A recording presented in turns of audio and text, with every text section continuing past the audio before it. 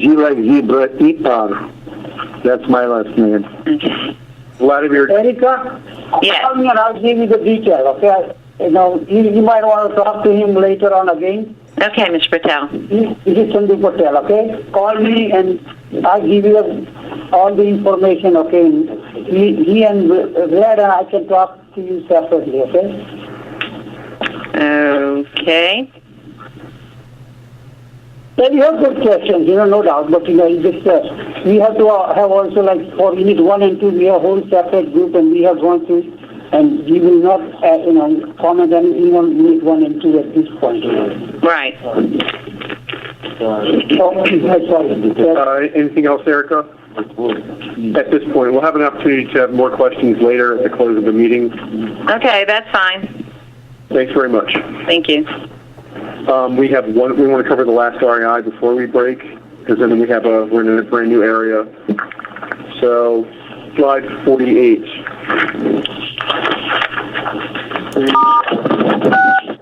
Mute on.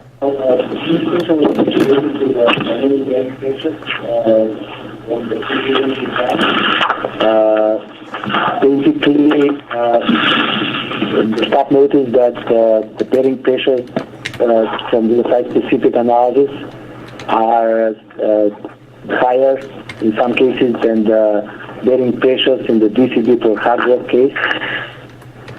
And also we were asked to show if this affected the design of the base mat. Also, we were asked to confirm that the foundation dynamic bearing pressures are lower than the capacity of the subgrade. Now, regarding the first part of the question, basically in the DCD we have 3 values provided for the bearing pressure for each building for the different soil conditions, which range from soft, medium to hard rock. And what we calculated is a site-specific dynamic bearing pressures. They are lower than the maximum of those 3 loading site conditions, generic site conditions.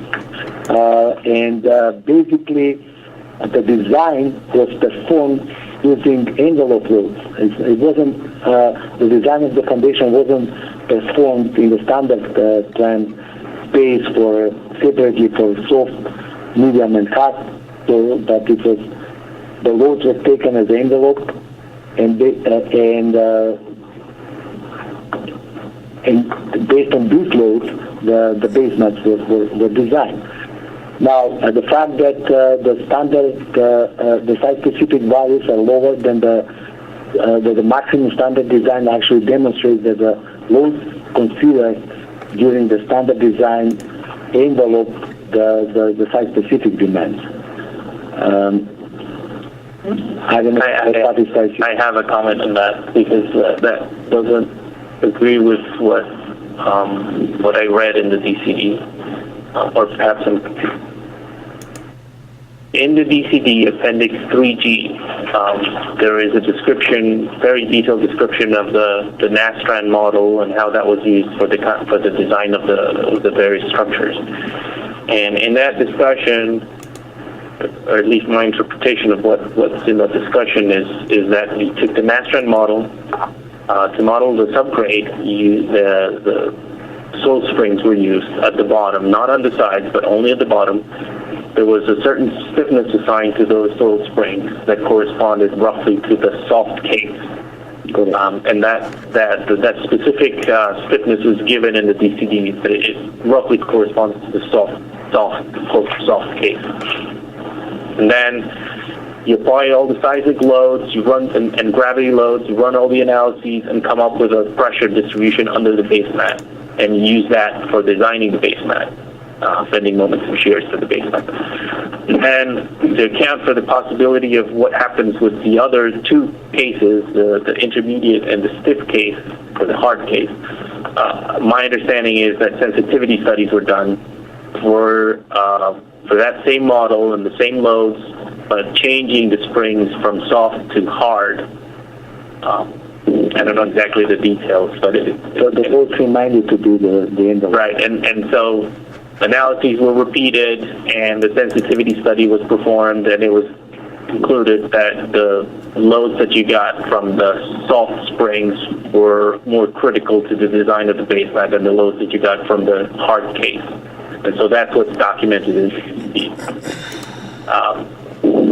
all that means is that certain loads were, or certain bending moments and shears were considered in the design of the base mat that come out of that Nastran analysis with those specific springs assumed. Since you haven't really repeated the Nastran analysis, you don't know what bending moments and shears you're going to get in the base mat from the site-specific loads. We don't have the specific numbers as you mentioned because we didn't do the analysis, but the fact that the bearing pressures when you apply the loads on it and compared to what we had there in the standard design, we ended all those. Now, I didn't see a comparison between the site-specific bearing pressures that you get and, for example, the site-specific, the DCD pressures that correspond to the soft case, because those were really what were used to design the base mat. Yes, the only thing that difference is the methodology. What you looked at the 3G is basically the Nastran model, and you apply all the design loads on it. We specify in the DCD, I think, table 2, and in the SR, those are values obtained using different methodology directly from the results of the SSI analysis. So they indicate how much, first you have demands on the subgrade, which is the second part of the question, and how much actual load. I mean, this is not the actual load, but how much of loads you capture by this SSI analysis, by getting it. So, in terms of comparing, if you compare the pressures using what we had in the standard design and use envelope of the load, then the maximum value is the indicator of how much loads were considered in the standard design, which is, I think, for two of the structures is the medium business case. I'm not sure that was actually considered. I mean, my understanding is the standard design, it is designed for the maximum bearing demand, right? That was when the design established. In the specific scope, the capacity, the bearing capacity, and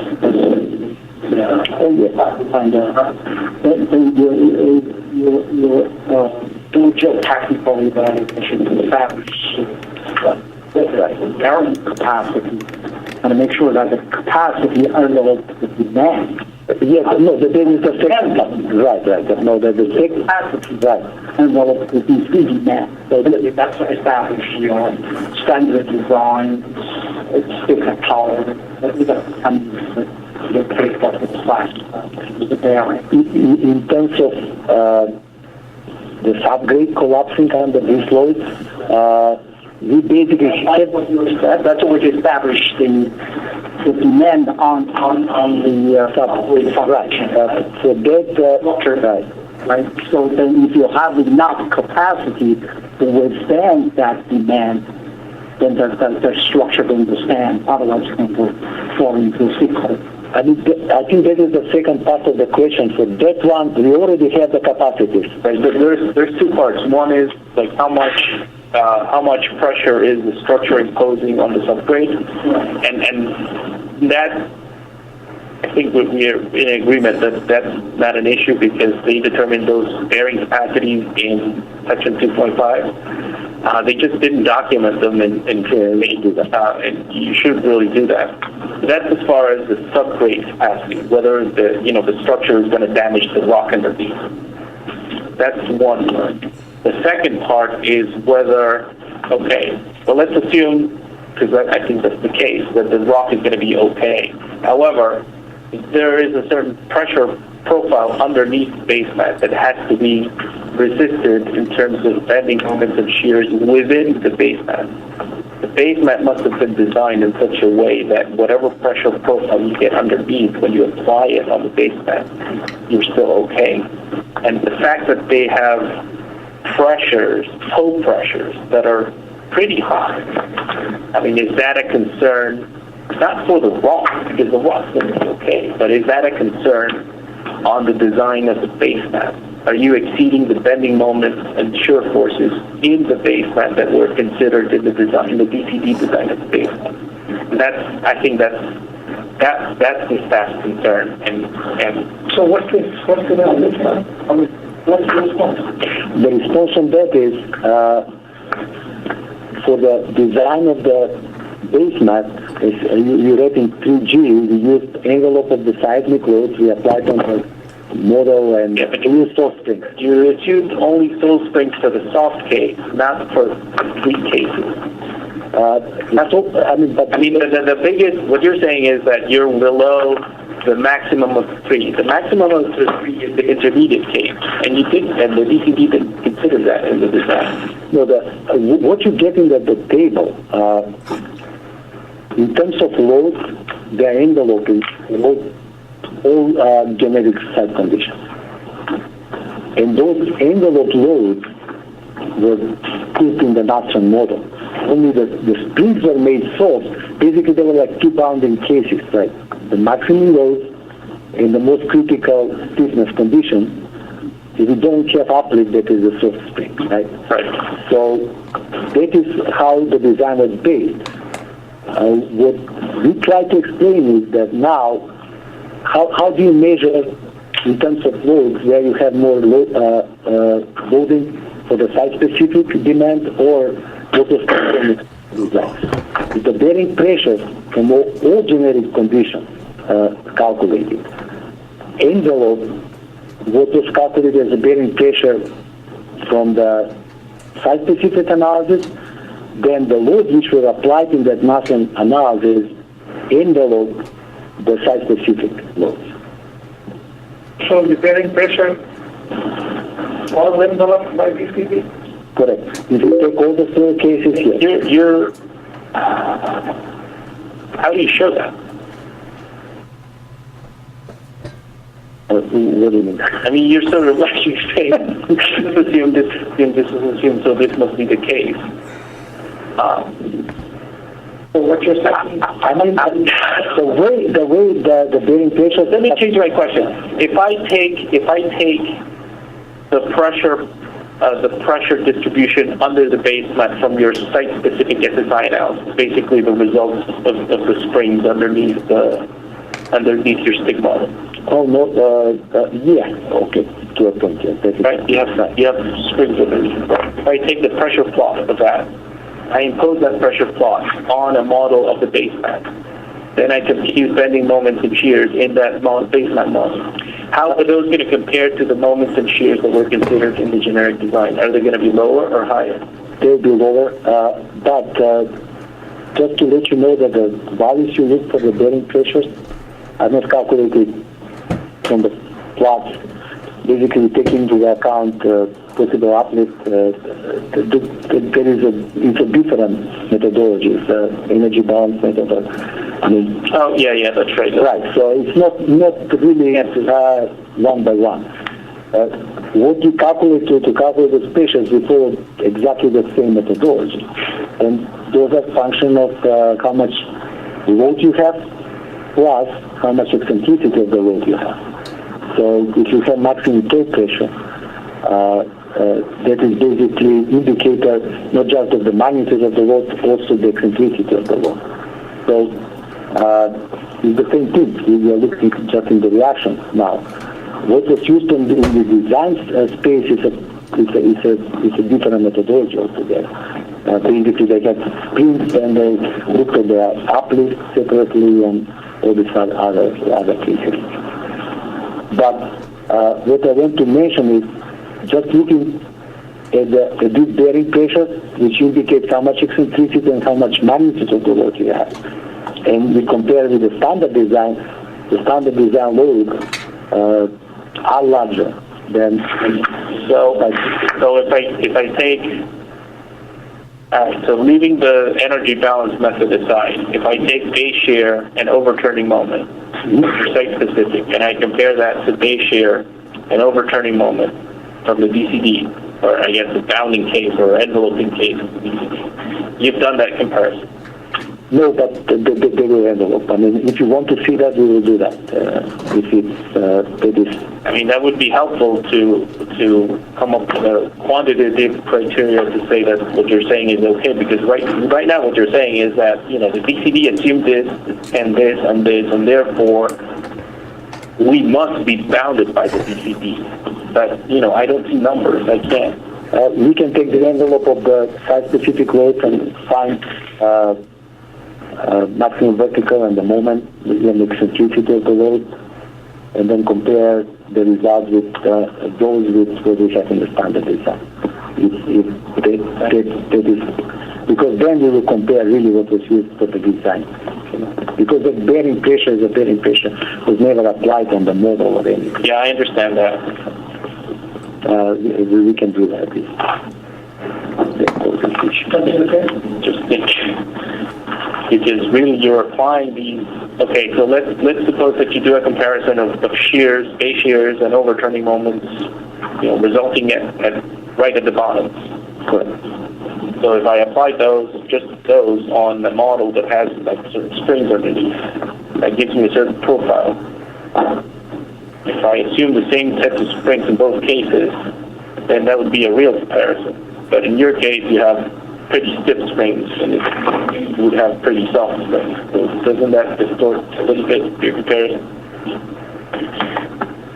You mean in terms of, but this is indication of the load, not really of the stresses.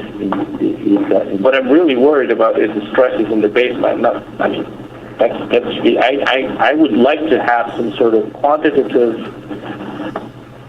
comparison between something that is an indicator of what bending moments and shears you're getting in your base mat for this site-specific case and for the DCD design. So you would like to see. So right now you're just presenting some argumentation with why you think that comparison would still be okay, but we need more than that. I mean, especially because you're getting pretty high feedback. Right. No, I'm trying to understand. Basically, what you want to see is we apply the loads we have from site specific. We use springs which reflect the stiffness of the subgrade of Montana, and see how much what pressures we get, and compare that with the similar analysis done for the DCD. I mean, I'm trying to do that. Yeah, the DCD has this base mat sensitivity study, I guess is what it's called, and they use a base mat model. I'm not sure if they represented the entire superstructure with it or not, but they really have the results for the whole base mat. I'm not asking you to do all of that. But it doesn't beyond. I understand. I understand. Standard. No, I understand, but is. I mean, here you talk about the pressure, the bearing. Right. And I mean, the whole goal is you have a DC given current design. What was? Let me finish. DC has to extend. Based on that design, it's providing a period for bearing pressure, right? I'm sure the bearing pressure includes both magnitude and the profiles, right? So that bearing pressure should envelope that specific pressure, right? Are you aware that the DC bearing pressure is exceeded, then you need to the next level justification. Yeah, let me. I'm not sure we need, but the next level going to the basement stress strain moment, the shear power level, if that bearing pressure and also that. So if you just so I understand what you're saying. So the way there is a little bit more complicated. In the DCD tells you to use an energy balance method to compute bearing pressures. Yeah. And they do that. And they come up with a number. The VCD also tells you to compare that number to either one of three categories, the ones that you fall into.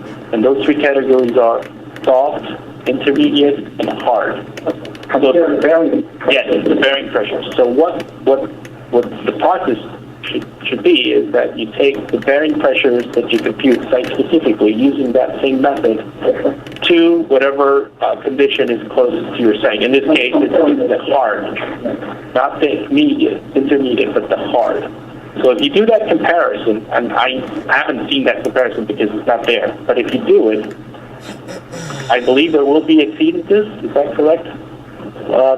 I mean, depending how you define exceedance. If you look at a hardware case, which... I mean, that's the one you should be comparing it. I mean, you can argue both either medium and... because it's somewhere between. It's not very, very hard as in the DCD, or it's not really as soft as the medium. There's some... All right. So, but... yeah, whatever it is, first of all, you have to do that comparison, and that's not in the DCD right, and the FSAR right now. Yeah, we can provide that. But if you do it, and if you show that you're exceeding it, then you still have to demonstrate that your rock is okay. And I believe it will be okay. You have to document that. Okay. But you would still have an exceedance relative to the value assumed in the DCD, I believe. I mean, if you have experience, all right, so that's what we're talking about. The next step. So the first step is the demand for demand comparison. The DC bearing pressure demand. Right. And that's the But that's exceeded. I mean, they haven't presented that table, but I'm sure if they... But you said I'm coming to present it. But you have to dig it up. If you dig it up yourself, you can... You said it is not presented, you also said they exceeded. So that's how... The information is... No, I mean, let them answer it. The exceeded is the need to go next path, I'm sure. I mean, DCD, my belief is we have three values in order that they are mostly to serve, they are separated to serve, okay, if you have a soft site, for example, how much demand you will have, okay? But in terms of the design of the basement itself, the maximum value of those three values is the one that indicates do we have exceedance or not. It's not the hardware case. I'm not sure I agree with that because I didn't read that in the DCD. DCD clearly gives you two. Yeah, it gives you three categories, and the one that most closely resembles your site, that's the one you should use, and it allows for some interpolation if you're somewhere in between. That is in the DCD. If it exceeded, then you need justification for that exceedance. So, right, exactly. And the justification why the rock is okay is also okay. That's okay. But then the other part of the story is have we exceeded the stresses in the basement. Now, if you have uniform sites and you have layer sites, how you come with the steepness? I mean, it's a sort. It's okay, because you soft sites all over the summer. this is really no different. The way I see it is really no different from the work that you're doing to demonstrate that the structure is okay anywhere else where you're exceeding the DCD sizing demand.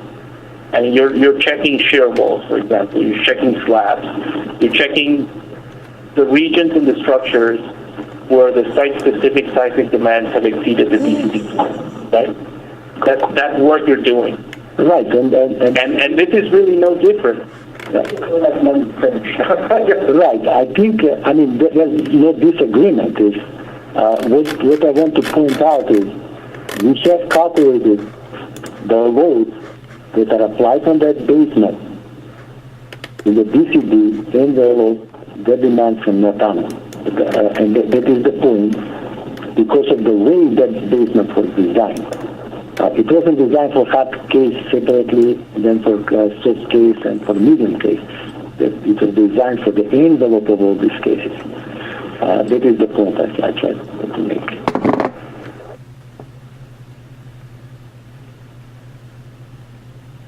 The envelope of cases then should show that the envelope is specific. Exactly, and it does. So I wouldn't say we have exceedance. I mean, it's not exceedance. That's justification. Right. So that's what we're trying to do. Right. So in addition to presenting them the comparison against the bearing pressures computed using the energy balance, I think you should still document the comparison between total base shears and total overturning moments for the site-specific case relative to the DCD envelope. So you want shears, vertical force, and That's what the usage exceeds, right? If it's not exceeded, yeah. But when I say exceeded, in my opinion, it should be the comparison to the hard case or some interpolation between the hard and medium case. no, I mean, then we will do that. We are using the energy balance method, and what we do, we are going to compare the actual structural loads, reactions at the base, and compare them DCD against Northern. I guess that would be that would show that the total demands at the bottom of the foundation for North Anna are bounded by the site-specific case, for the generic case. So that would show that whatever design the base is done for then would be. Yeah, I think that would probably be the best. So you will take the loads, calculate the reactions, and compare them against what you think the DCD for design. And you would use whatever assumption would give you greatest pressures, right? So the axial force, I mean, if we're talking about time, marching through time, so you'd have to march through time to identify which combination of axial and overturn. Correct. Give you the biggest toe pressure. Right, then we look plus and minus. And yeah, exactly. It's not just like maximum this versus maximum that. Yes, of course. And we have the critical case where we have the maximum eccentricity of the log. Right? That's right. Okay, no problem. That's what you want. What a good place for this REI? I think we're going to compromise on break. We are going to break for lunch now, 12:30, and we'll re-adjourn at 1:15. Instead of taking an hour, we'll knock 15 minutes at lunch. So I'm going to close down the phone line. I'll dial back in. I have it till late. I'm going to close down the phone line for half an hour or so. I'm going to get back on at 1 o'clock and see if someone comes on early and explain to them. So until 1:15, we're on break.